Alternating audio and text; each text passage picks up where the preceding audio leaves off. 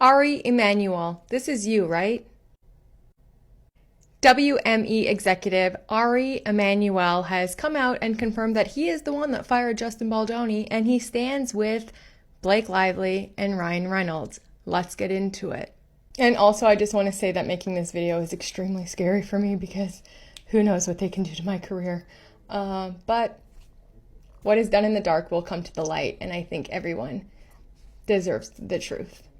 He went on a podcast this week and said, it is effed up. A bad situation what Baldoni is doing. And then he goes on to say that he was a client and that until he fired him, he was the one that fired Baldoni, and he stands by the Hollywood couple. He went on to say, I've known Ryan and Blake for over a decade. They're really incredible people. In Hollywood, they have been incredibly successful.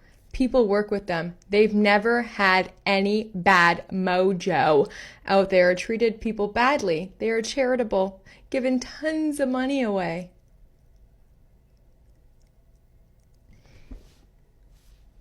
Okay. What I find extremely important here is what he says next. If what is alleged in her lawsuit that what happened on social media is true, just because she complained to the studio that things were unhealthy on the set and that he was the director and this man was the producer and they did to her what is being alleged, they're really bad people. She complained to the studio. But she never complained to you? The first thing an actor does after being on set is tells their agent how it was, how it wasn't, what happened, what's going on. And if you have any issues on set, you tell your agent and then they get a hold of the union. If it's a union set, if it's an indie, you kind of have to make a call for yourself. She reported to the studio but didn't report to you. That's interesting. And then he says, he's a ride or die for Fake Lively and Ryan Reynolds. What I find very interesting, Mr. Emanuel, is in 2002, there was a lawsuit against you alleging that a pornographic website was operated out of Endeavor's offices and that you made racist and anti-gay remarks. You disputed those accusations, but you settled the claim for $2.25 million.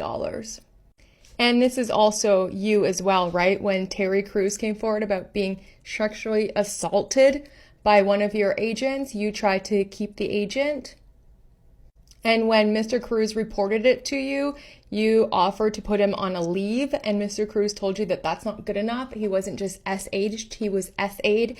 And then you tried to say, well, with a 30-day leave, he would lose a lot of money, and asked if that would be enough, to which Crews responded, no.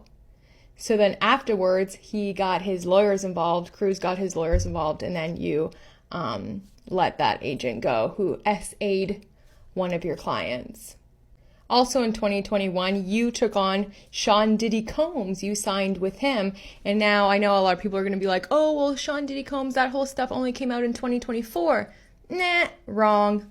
In 2015, Sean Diddy Combs' former personal chef filed a SH lawsuit against him, and that wasn't settled until 2017, I believe, and they settled for $90,000, but she claimed that for a year, Sean Diddy Combs and his team were being highly inappropriate with her. And then a few years later, you still signed him. Interesting. And then more recently in 2024, Vince McMahon, he resigned from being the executive chairman of TKO Group Holdings, the parent company of WME, after allegations of sexual misconduct. And at that time too, you just offered that maybe he stepped down because it wasn't a good look.